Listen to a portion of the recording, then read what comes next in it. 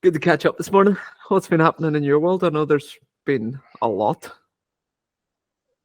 Crazy, man. Yeah, it's the week, it's a long time in the making, and now this is launch week, and we got interviews and Twitter threads and promo videos and Twitter spaces and all sorts of chaos, plus all the technical stuff behind the scenes to, you know, get everything ready. But so far, I think we're rocking. That's We're good. Good to rocking. hear, mate. It's been Yeah. a long time in the making. Yeah, man. Too long. How long? 9 months? I have to check, but I think I had this concept for Fuji in my mind probably in the summer of last year, so probably been a year. I think I sent the DM to Explorist, which is the company that helps support the trip. I think I sent it in October.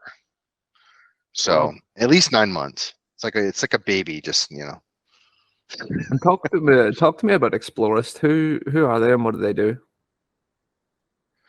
Yeah, so this is the great Web3 story. Okay, so this account just GMs me every day. Replies to my GM. But they had a logo, so I was like, okay. I clicked it. I opened it up, and it was a mobile app, basically a mobile app, and it was like, identify the coolest photography locations around the world. I was like, oh, it's kind of neat. So I kept, saying GM to them, and then one day I was like, looked into it, and I saw they were working with some photographers, and that they, had these. They would do is like you go on the app and you could pick like Australia, Melbourne, Australia, and it would be like, here's 10 places from professional photographers that you can go shoot like photography, and here's the camera settings, here's the GPS location, here's like how they shot it, and you can go and follow their the steps to basically get that shot. So it's super cool. So I reached out to them like, hey, would you guys ever consider sponsoring a photography trip? Except it's not a photo, and they were awesome. They were like, yeah, let's talk. And then I ended up chatting with the CEO, and he was like, this is super cool. We'd love to do something. Found out that a friend of mine, Ben Scar, who's like this 20-year-old super genius kid who's also an NFT artist, was actually advising them. And long story short, they agreed to sponsor me on the trip to Japan. Sent me there. I did, some Twitter spaces for them, wrote a little blog thread about it. And yeah, man, that was the beginning. That was like the start of the journey. And then now 9 months later, they applied to Super Rare Space Race, which is like a competition to see who can get the latest curation space on Super Rare. And they won this round. So they're the latest space. And we ended up going like, let's collaborate and drop the piece of art that you guys helped me create on your space. So So what was that's the the story. original idea that you went and pitched to them? Well, I just said, I was like, look, like I create the work I do requires me to really, spend a lot of time on location, right? It's like almost being like a National Geographic photographer that's going to take like a single image of a single location. It's like, I want to go there. I got to scout where the best viewpoint is at Fuji. I got to kind of understand the culture a little bit, understand like, just immerse myself. So I said, hey, like, just can you guys financially support this? And in exchange, I'll talk about like, oh, actually, kind of missed a part. I said, while I'm there, I'll go capture. They were launching Japan. They were like, we're just launching Japan. So I was like, I'll go follow a couple of your tips. I'll go take some photos, which I did. And I did a whole Twitter thread. It went crazy viral about going to a waterfall in like the south part of the main island of Japan, like 2 days to get a single shot, that a photographer had posted. So, yeah, man, it was ended up being a really cool collaboration. It's an interesting concept that they have. Yeah. I don't. Where do they make money from if they're effectively given human prompts for photography? Yeah, so they have a premium model, a freemium model. So it's like there's the free app. If you pay a subscription monthly, you get, I think, like additional details of each photo. So it's kind of like you get the basic bare minimum with free, and then you get a bunch of stuff. and then they pay photographers to submit the tips. That's cool. That's their Web 2 model. And now in Web 3, their model is like work with existing photographers, or we're starting to call it like travel artists. Like, this doesn't have to be photography. It's like just anything related to travel and art. Their idea is like you could kind of work with them, potentially mint your NFT on their space. The way the spaces work is like Super Rare normally gets a certain cut. And the way that the spaces work is that sometimes the cut is slightly higher for the artist, sometimes it's the same, but basically they take a higher percentage of Super Rare's cut than the artist cut. That's usually the model. So let's say it's like random numbers. Let's say Super Rare takes 15%. Super Rare space can charge 20%, let's say, and then 15 of that comes from the Super Rare cut. So Super Rare gets 5, they get 15, and the artist ends up paying 5 extra, but they get the bonus of the space can help promote or add value to the piece.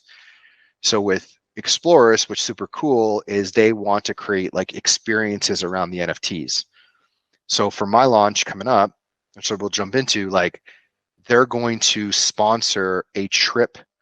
If the NFT reaches a certain threshold, because you kind of got to run the numbers, they're going to send the collector, if they want, round trip tickets to Japan and a stay at the Airbnb where I created the 3D artwork for the min. So that's what That's they can kind insane. of bring to the table, which is super cool, because how cool is it to go to the exact location that an artist created art from that you bought? I think that's Yeah. like super cool. So Honestly, it's yeah, another step in what feels like another step in Web3 towards proper integration. It's amazing. exactly. Yeah, bringing it all together, right? Like just Mm. enabling all these different components. Yeah. So the actual art piece, we've talked a little bit about Japan, Explorers, but what was it that you were planning to do? Yeah. So, I've been thinking about this today a lot, because it's like trying to explain what I do Mm. is tricky. But the basic way I can describe it is that I'm making 3D renders. So think like video games, think things that you see like on CGI on like a Disney or Pixar movie. Like it's not real, right? So it's make believe, it's made up. So I make 3D renders, but I make them of actual real world locations. So places that you can physically visit. And the reason I guess that I do this, the kind of the process is like you can go there and take a photo, but if you actually make this scene in 3D, you actually have full control over like some really cool variables, right? You can relight the scene in any way you want. So you can, if you picture if you see the Fuji piece that I'm minting, it's a view of a balcony from an Airbnb overlooking a lake called Lake Yamanaka, one of the Fuji famous 5 lakes, the view of Mount Fuji. Okay, so once you make it, you can say like, let's move the sun from this side of the mountain to the other side. And then all of a sudden the other side of the mountain lights up. Let's move the sun behind the patio. And then all of a sudden you've got, 4 lights, put the sun behind Fuji. You can completely control the scene, as well as like, let's make it wet. Let's make it dry. Let's make it whatever. So it's almost like if you sat there with a camera and took a time lapse for like a week, Mm. you might get 20 different types of conditions over that week. And all I did was essentially recreate the scene in 3D and then adjusted those variables to make multiple different types of art. So that's my process. It uses actual real data. So I go out to different sources and actually download or pay for or acquire what we call like terrain data, the same thing that makes like Google Earth. When you go on Google Earth and you go look at the mountains, they have elevation. They have actually this real. So same style of data I use, and then I can actually say when I make my art that like, yeah, Mount Fuji is the exact height of Mount Fuji. It's exactly 10 kilometers away from the Airbnb. Everything is to scale. Everything looks right. And in the future, It's infinitely scalable because you think about video games and virtual reality, all these tools, unlike a painting or an illustration or AI, I can drop you as the viewer anywhere in the scene. So right now you're looking at the, Mount Fuji from the patio, but I can go on my computer as we're talking and I can move the camera in the sky and now it's a drone shot. Hmm. I can move the camera to the road and now it's a low angle. I can put the camera in front of the water. Now it's, a beach shot. And as technology gets better, I can drop you in there and say, hey, put on a VR headset, walk around, go explore, find your own angle that you like. So ton of extra work up front, but my vision is like, do this work now, because as technology gets better, people are going to want to experience these like really cool places around the world and highest fidelity, highest level of interactivity they can. It's so crazy because it feels early for something like this, but it feels Yeah. almost a little bit prophetic because it's coming. It's definitely coming. So to think that this could be one of those first real true pieces is going to be incredible. Stu, like, it's funny because I've been that guy my whole career, my whole life. I've been that like 5 years too early guy. And we Mm, don't need to get into my like personal, history, but I've always been like 5 years, yeah. somewhere in that. The problem is I'm an impatient person. Me and you have talked about some of these qualities in the past. So I tend to quit before it happens. Like, I do the work and then I'm ahead. Everyone's like, "Oh, this is cool," but like it hasn't reached that critical mass. And then I either get excited about something else or I get impatient waiting and I move on. This time I'm like, because this is the first time it's for me. It's my own art, my own work. There's no business. There's no company. It's like Matt Scobel, artist. And I hope and I pray that this time I'm going to hold on and I'm going to be a bit of a cockroach and just stay alive until, the mass market catches up to what I'm doing. And I think that if I do that, I think I'll be right at the peak when this hits. So hold me to that. Like, Oh this well. is my public record. Don't let me quit. You know, This is where I beg for bids, support the artist, make sure he doesn't go back to his, crummy tech job. My jobs were cool, but like, this no, has real potential. it's very Yeah. different when you get this level of passion about something. And I think Yeah. just characteristically you like to innovate. So I don't think it's a bad thing that you change sometimes. You like to learn. The learning curve is your favorite part, and it's where you Yeah. feel 100%. alive. And there's nothing wrong with that.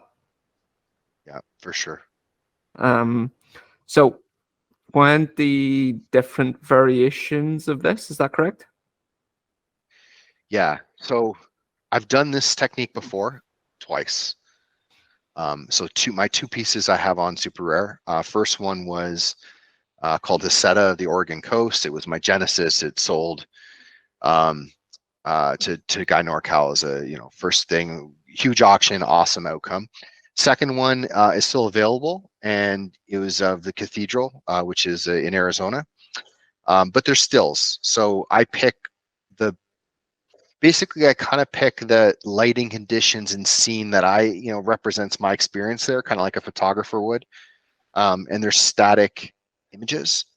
This one is different because what happened here is I made some different variations, which I've done in the past. Here's a night scene, here's a day scene, sunset, sunrise. And I sent them out to a whole bunch of people, I think, including you. I said, which one do you like? And every answer was different. Everyone was like, this one, that. I was like, shoot. I was like, this is not going to be possible. And then I had a moment one night where I was like, well, what if I just like make multiple? So I locked in the camera with the exact location. The trees don't really change. The mountain doesn't change. But I was like, okay, there's some variables I could change here. Like, what if I do a sunrise scene with clouds? So then it's like, okay, well, the light's coming in from this way. Like, how many cars would be there in the morning? Because I was there for 5 days at that location. So I noticed, hey, like, there's photographers out in the morning, but not that many people. And then, in the evening, there's more people. And if it's midday, it's packed. So I kind of thought about like what the scene would be. And I ended up making 20 different variations of the same exact composition. Same camera angle, same dude. And I didn't know what to do with it. I knew that I was committed to doing a one-of-one with Explorist, because that's how the spaces work. It's like a one-of-one auction on Super Rare. And then I thought, like, okay, I think I could make these scenes specifically to different times of day and different weather. And I actually went and found out where the sun was at the exact time, and the exact, and I moved the sun to the right location, pulled in the proper lighting, made it cloudy or sunny or windy, and I ended up making 5 different weather types and 4 different times a day. And luckily reached out to this dev team called Transient Labs, which, they're kind of iconic for pushing, well known in the space for pushing the envelope in terms of new ideas in Web3.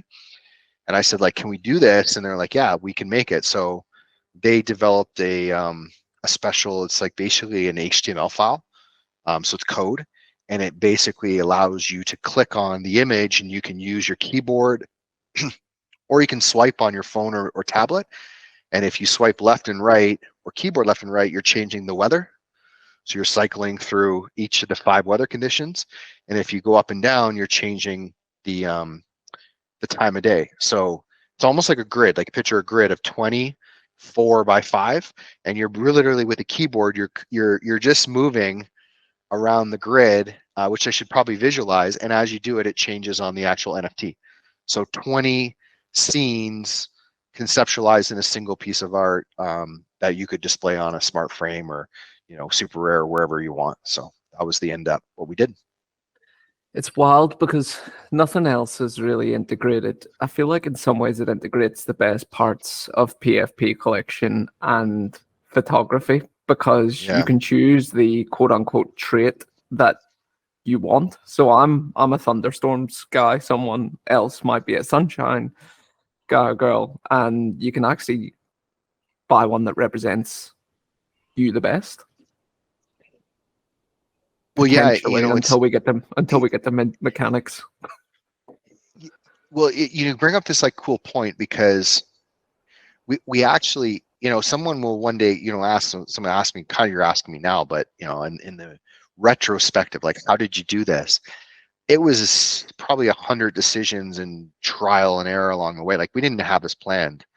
What I wanted to do originally was like, okay, one-of-one cool dynamic piece, with the point being like, as a collector, you pick, what do you want it to display? Make it thunderstorm, make it a whatever, pick your display. But then I was like, the problem is, like, the collector will appreciate this and they'll like it, but then most of the time with these dynamic pieces, like after a couple of weeks, you kind of forget about it. I'm like, each of these pieces is actually unique, and there would be someone out there that would maybe value the thunderstorm versus the foggy night or the foggy day. So there was this contract that Transient had called a shatter contract, and what the shatter contract lets you do as a collector, you can basically shatter. So you can almost like think of like breaking it and turn your single NFT into 20 NFTs, which you could then sell and, list and auction, do whatever you want. It was a very cool idea.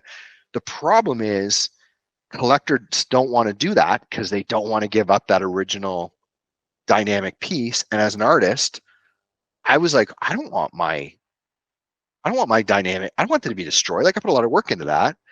And I actually have ideas of like, how cool would it be to walk into a gallery one day and there's this like cool render of Mount Fuji, and there's like a dial on the wall that lets you change the time of day, and then there's like a little weather thing that lets you change the weather, and it updates. I was like, if they destroy it, it's gone. So I asked Transit, I was like, can we just do that concept but without destroying the original piece? And they were like, well, not with the shatter, but they were like, we think we have an idea. And the idea was essentially like a brand new thing. No one's ever done it before. And the idea is that once the collector, whoever wins this auction, right? So this is going on Super Rare, on we're recording this Monday, say this comes out Tuesday, it's Wednesday, July 19th at 1:30 Eastern. So that's the auction goes live. And the reserve is 0.0698. So it's as low as a meme, 6529 meme card, right? Super low. So hopefully we get some bids.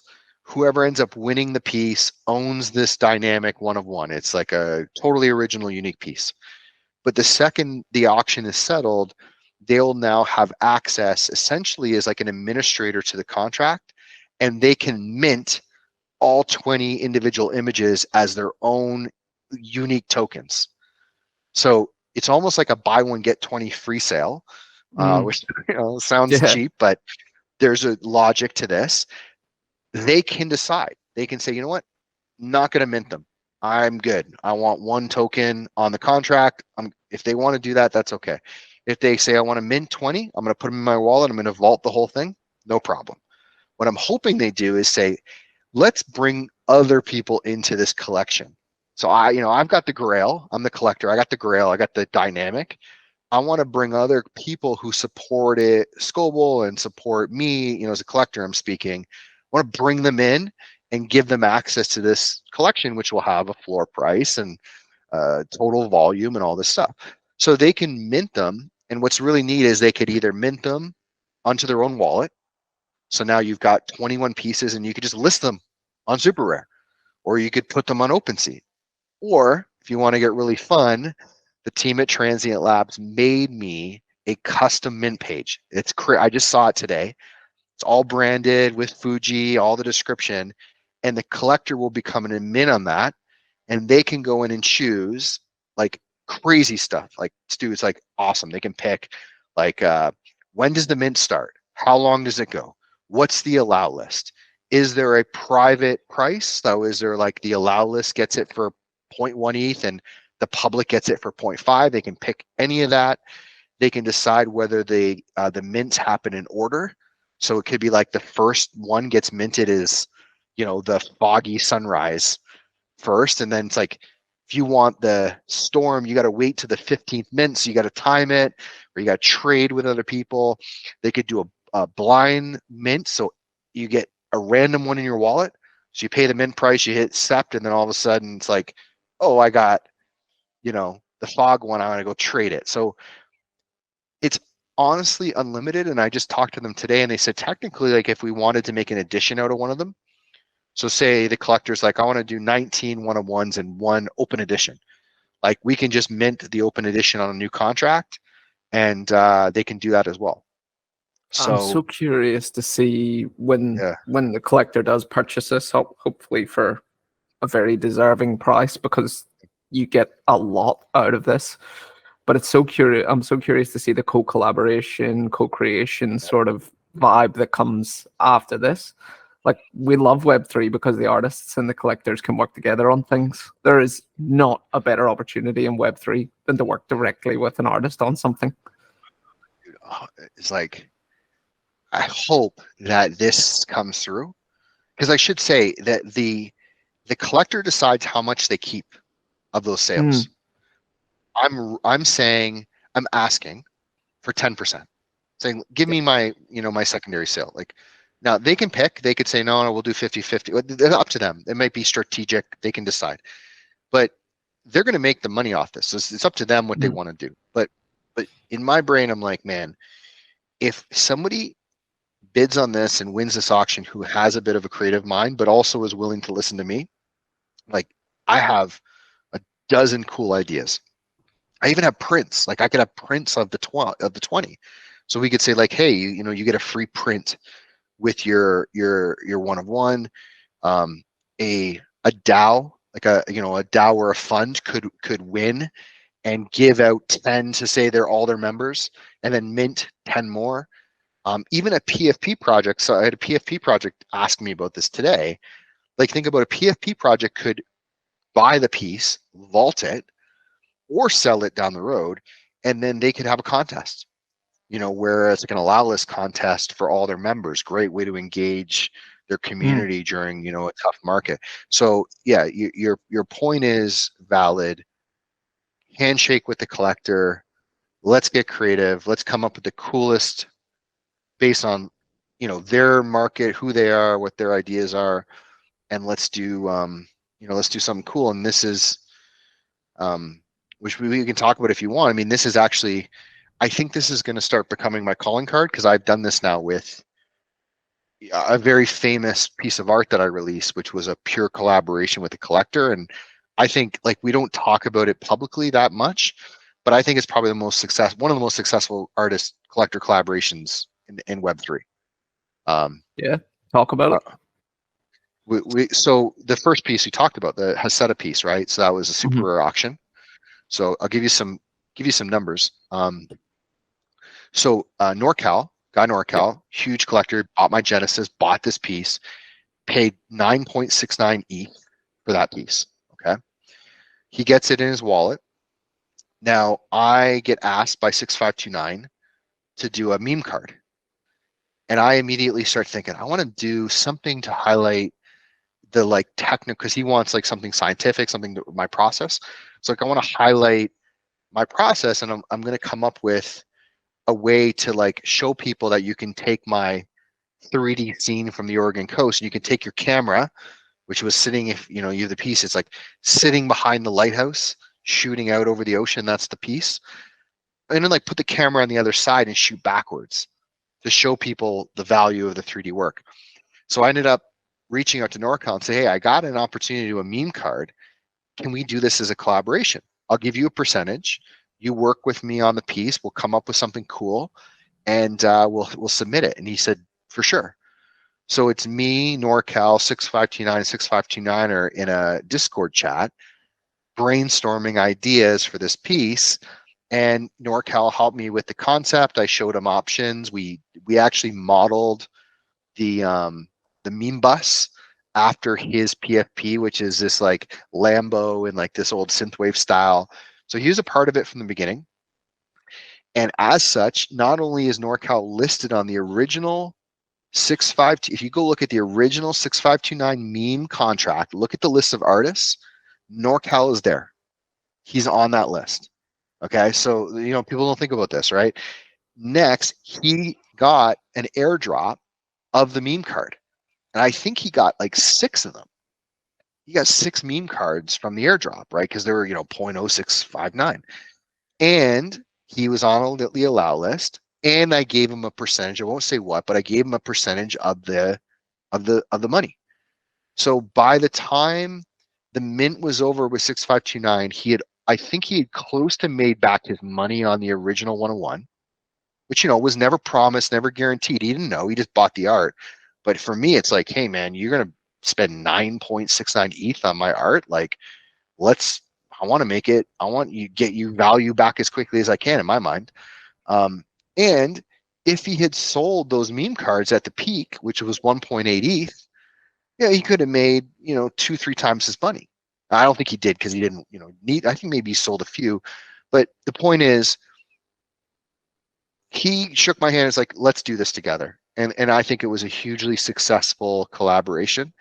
And I think not only whoever wins this auction will do something really cool, but even the one that's available, Cathedral, I have never said this publicly, and I won't say exactly what we'll do.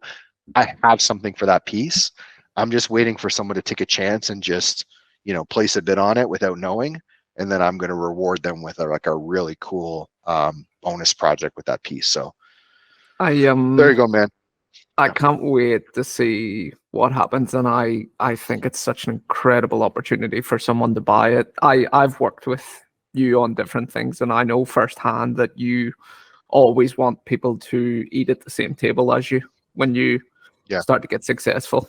And I've seen that. I can vouch for that. So it'd be silly if people aren't looking at this very, very seriously. Yeah, man.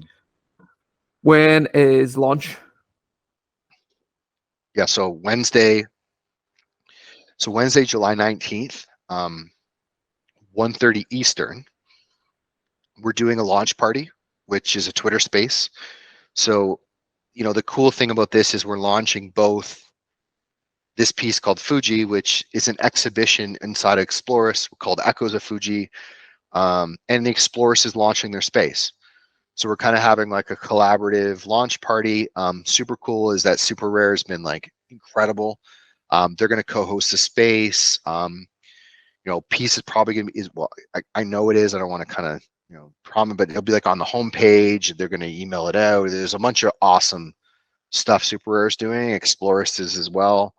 So basically 1:30 it goes live, and you know, people are watching this, you know, hoping that we can kind of keep this with like the smaller group. You know, people have supported me, Discord, friends and family, so to speak, but it's going to be a 0.069 ETH reserve, so it's super low. And I don't, okay, so here's what I'm going to say. I'm not going to explicitly say there's a bidders edition, because I think that it's kind of part of the conversation with the collector. I can say that at minimum, I will airdrop something to people that bid. Call that a bidders edition, call it, I have an idea, but I actually think there might be something more fun, because, you know, say you bid on the piece, but you don't win, maybe you want one of the 20. And maybe the winning bidder wants to give you a special price to mint, you know, a different price in the public. I don't know. So I don't want to like say what the bonus will be, because it could be something even more than a bidders edition. But like getting on the blockchain, getting on that contract with your bid, I think will be worthwhile. So could be an early scramble when the prices are low, and then we'll see what happens as people kind of get in that like uncomfortable range, right? Where it's like less and less people can actually bid. 15, 20, 30. That's when I'll start to tap out. Yeah, okay, sure. Yeah. Yeah. But early on, I think it'll be gangbusters. I think I'm pretty sure it'll be a lot of fun in those first. I hope here, you know, it's funny. I've kind of some inside info, you know, because sometimes you talk to collectors, you know, everyone has a different style. I don't ever ask collectors like, "Are you going to bid?" I never ask that question. Sometimes they say they will, but there's a few collectors, I'm not going to say who they are, who have a like history of coming over the top. So it's like, you know, say 0.069, 0.8, and then it's like 3, and it's like everyone's like, oh, and they quit, right? So I'm like trying to secretly tell some collectors, like, okay, if you bid, just be nice, like gentle, so that other people can have a chance to bid before you go into like crazy town. So some inside artist collector stuff. Send it straight to Crazy Town. Inhabitant number 1. Send it there. That's true. Someone will do it. Physical. So I know there. Do you want to touch a little bit more on the physical item that they get with this as well? Yeah, for sure. So when I was in Japan, you know, I'm thinking like, kind of thinking in my head like, it'd be cool to bring something back.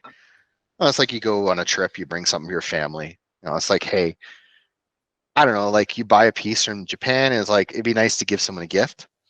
And of course, I went to the extreme, because when I was there, there was this really interesting timing. On my last day, the Metropolitan in New York announced, well, they announced it before, but was releasing a collaboration with Doc Martin. You know, the Doc Martens, the shoes, right? With this like legendary artist, Hakusai, who did this like 36 views of Fuji. It's kind of like very well-known art.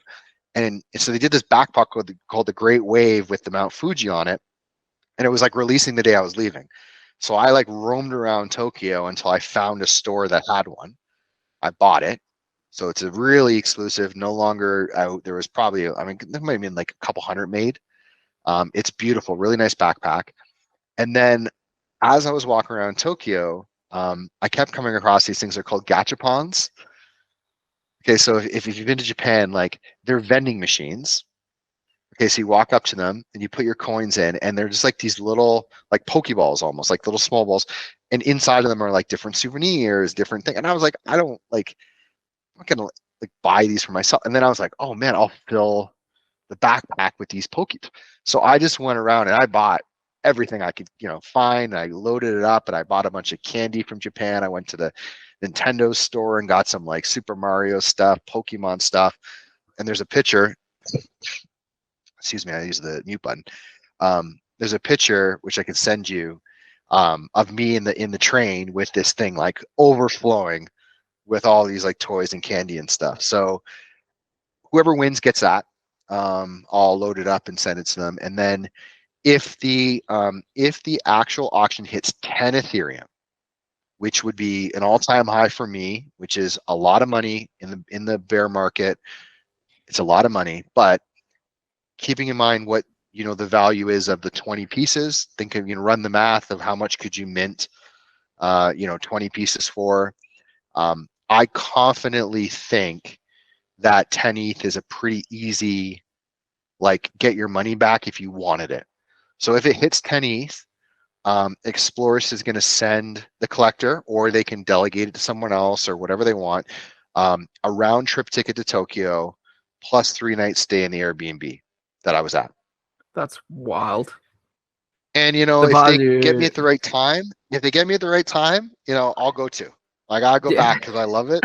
If they're like, "Hey, you want to go?" I'll And go and I'll if show it's the them the right spot. if it's the right collector, because if Guy Norcal wins it, no one wants to go with him. No, yeah, he wouldn't. He would go. They want to bring his whole family and the whole thing. But Yeah, that's but it'd honestly be when you cool. break Or they can. down. Sorry, like and again, I'm not. This is where it's like, hey, my creative brain is like explodes here. I don't want to like give away ideas, but like if I'm a collector, you know what I do with that? I send another artist. If you don't want to go yourself, you're like, I got, send an artist. Come up with a deal. Say, hey, I'll pay you for a commission. Go back to that place and take an image in that style, or maybe someone could paint that scene, or somebody could do a time. That's what I would do. You get way more value Great out of idea. that than the play, so Great they just idea. gotta talk to me, man. I got good ideas for I this know stuff. what you like. You've got Yeah. lots of ideas. I've seen it. Yeah. I'm gonna do That's an it's. idea thread, I think, on Twitter. I'll look forward to it. But even Yeah. when you think about it, the 10 ETH divided by your 20, 0.5 ETH per piece, which is not a lot. I know we're in a bear Yeah. market, blah blah blah, but bear market doesn't stop great pieces, and I think 10 ETH is a steal for something that I think will potentially be quite historic. Yeah. You got to remember, you're right. Like again, there's the way the market works is doesn't matter what it is. Like, for example, most I think I've ever paid for an NFT from an artist was 0.5 ETH. But that's me, and everyone has a number that we can't go over, right? It's just we don't have the money, we don't have the finances, so you eliminate a certain tier. But there's a lot of people out there, and if you look at like my meme card, for example, that's an edition of 555, and even in this market, it's still trading. I know last like 0.4 or something like that, and it was as high as 1.8. But that's an edition, so these are technically one of ones, and well, not. I mean, they are one of ones, right? They're the same composition, but they're completely unique NFTs, ERC 721s on a contract together with their own name, with their own metadata. And I've only in my entire NFT career since February 2021, I've released 14 one of ones. 14. That's not a lot for an artist. So 14 one of ones. And then I have 2 editions. No, 3 editions. 6529 meme card, meme lab card, my own edition. So that's 17 NFTs that I've ever created as an artist. So now all of a sudden, like there's 20 one of ones out there. You can figure it out. Like I think it's pretty easy for someone to make that money back, especially if they're creative on their process. Yeah. It's when people buy historic pieces, they often obviously they buy it to say that they were there at that time in history, but this offers them an opportunity to actually write that piece of history as opposed to just being there. They actually get a hand in Yeah. actually saying how it's going to go and being etched in history in that piece. yeah, without having to sacrifice the original piece, which, you know, nothing's really been ever created like this. This will be my first dynamic piece. If you believe me when I say if I can, I'm gonna, you know, I'm not going. I said I'm not going anywhere. You know, if I stick this out and, you know, this becomes what I think it'll become, this is a hugely iconic piece in the set, and you get the bonus of, like, you know, even if you make half your money back, you know, again, I'm not trying to make this like a guarantee. Nothing's guaranteed, right? And it's not, the intent is not for anyone to make money, but the point is, um, think of it as like a liquidity exit, right? Like, that's a problem that most collectors talk about with art, is like, you buy a 101, like NorCal, for example, you know, it's hard. Like, it's a hard market to be like, I want to turn around that. Not that many people have turned around big purchase one of ones. There's a small market of people that will buy. So this is like a liquidity option. You can keep it, hold it, you wait until maybe you need the money. Maybe you wait until the market goes up. Maybe you wait till I drop something. Like, you could wait until I drop something that, you know, is a big prize, everyone goes excited. Or maybe this is the project. And maybe like Thursday or Friday, you're like, let's rock. Either way, we can make any of those ideas happen. And I feel like at the minute, as many do, we're kind of at the last stop of the capitulation, and it's the last chance for people to have an opportunity to buy things at these sort of prices. Because ETH's gonna go pretty well soon, and what happens when people have lots of ETH? They buy NFTs, hopefully. So I Yeah, think this is the last it opportunity people could have. be the right, and that could be, I mean, I think that's probably the best case scenario, is that, you know, the project goes well, get some buzz, you know, everyone kind of talking about it, because it tends to happen in a bear market. When one project does well, people talk, and then, you know, wow, there's momentum in the market, people start feeling good, then you get that min page ready, and you expand it to more collectors. I think that's the best case scenario. Yeah, and I suppose just to kind of wrap things up, I respect that it's being released at this time, and you and I have discussed this a little bit because technically it's a bad time to release with the market the way it is. Why did you decide to go ahead, irrespective of that? It's a good question. um you know, I think this is important. I don't remember if I ever told you this explicitly, but I think I've shared it publicly with somebody. You know, I think as an artist, like, one of the worst things you can do is get afraid of, you know, the market. Like, I understand, like, if this market was flying, this would be like pretty high probability of this thing going really well. I've done the work, you know, it's a cool piece. I feel confident. With the market, I don't know. But like, as an artist, like, you can't, like, if I'm sitting there all day thinking about the market, trying to time my releases, like, I'm not really doing it for the art, and I'm not really, like, I'm kind of out of my own process, and now I'm like following, okay, like, trying to hit the right trend at the right time. So I think, for me, I have to, like, I've been at this 10 months, 9 months. Like, I'm not going to wait and hope that the market gets better. I just, like, it's ready, it's going to get released. That's the one reason. And then the second reason is, like, I know, I think that Web3 is all about innovation and creativity and experimentation. So, like, maybe if the market was different, maybe I probably wouldn't have done this. I probably would have just minted the one-on-one and been like, we're good. But because I sat there and I was stressed out, and I was thinking, like, man, like, if I was a collector, how could I, even if I really love this work and I really believed in Matt, that's a risky bet. Like, it's a risky bet to buy a piece and then think, like, guaranteed that's going to go up. So for me, it was like, hey, let's give them that kind of insurance policy, that security, to feel better. And I just don't think I would have done that if the market was better conditions. So we adapt and get creative. And so if you're an artist, I mean, if you're an artist, like, not every, or maybe not every artist thinks like this, but I try to apply the same creativity and thought process to, like, creating art as I do to minting and selling it. It's like, we're just figuring out, you know, what's gonna resonate, what's gonna work, and away we go.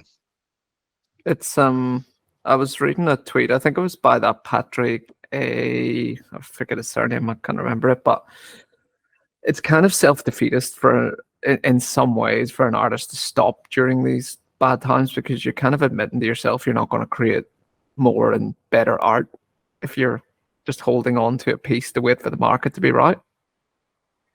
Yeah. It's I agree. It's weird because, like, if I was training for a marathon, for example, and it started raining a handful of days, and I was like, "Ah, shit, I'm not going to go out and do this." And you're training for a marathon, and you show up every time, rain or shine. Who's going to do better? You. And I think the same applies. And apply it to an artist. Like when I did a piece a while ago, and I really didn't know if it was this animation Eyes on Earth, and I really didn't know if anyone was going to get it or understand it. And I was, honest to God, I was like, I'd never done a 3D piece in my life, and I was like, I have no idea. And I thought, like, if I was an artist at a market selling my work, I'm gonna sit there in front of my art all day, and maybe nobody comes up. Maybe someone does. Maybe that day is the day that the big collector who buys art happens to show up. You never know. So when I did it, I did this 24-hour Twitter space where I just stayed there for 24 hours. I was like open office hours. Like, hey, just ask me questions. Turned into something different, but I think that's kind of the same philosophy. Like, you just have to feel it. I'm excited and nervous. I feel confident, but also paranoid, and it's like, I mean, that should be part of the whole process. Just like put it out there and hope, and if it doesn't work out, it doesn't work out. Like, you tried. I would rather do that than sit and wait and hope that, oh, okay, we'll wait till the market's right. Like, I got other stuff I want to do. What's the worst case scenario? Okay, we mint it, doesn't do as well as we thought. All right, back to the drawing board, something new. Move on. I have a lot of respect for that, and I agree with it in principle. We are going to hyperlink everything into this and all the key dates and everything, but are there any other key dates or information that anyone should know? No, I think that's it. I'm just kind of scrolling through to see if I missed anything out. Maybe the only thing, just a reminder, it'll get, I'm pretty confident of this, that it will get a bit early, like a 0.069. I know people have already said. So basically from the Wednesday, the 1:30 Eastern till Thursday, that's where I need help. So, shares, retweets, just generally supporting. And if you bid, great, that's awesome. If you can't, that's okay too. That's where I kind of need the most help. Only other thing about this piece, which kind of blew my mind, to be honest, I didn't realize this, is my first piece, Haseta, was 4 square kilometers. Okay, it's like 2 kilometers, 2 by 2 kilometers, because the angle on the beach kind of let me get away with not having to have like a lot in the horizon, which was kind of strategic. The Fuji piece is 260 square kilometers. So it is 10 kilometers from where the camera is in the scene to the tip of Mount Fuji. I measured it. So this is like a scale that, I've never touched before. We're talking hours and hours to render like one of these images. So I don't want to place value on, how technically complex this is, but, people are curious of my process and wanted me to show them like kind of how that's done. And I'm happy to. So yeah, I'm excited and like appreciate, you letting me kind of chat about this and share the full story, because it's a doozy of a project, that's for sure. Oh, man, I'm so excited. So excited. You've been showing me work in progress all along, and I know how perfectionist your mindset is. So when this gets released, I hope people see it for what it is, because it's an incredible piece. I hope so too, man. I really do. And I appreciate it. Yeah. All right, buddy. We'll get all these hyperlinked. All the dates are going to be here. Key reminder for everyone: bit early if you can. If you can't, please retweet and share. But any support for artists during what is a difficult time for everyone, I think is a noble thing. So I implore everyone to do so if they can. Amen, brother. Appreciate it. Have a good one. All right, Scopes. See you a bit. See ya.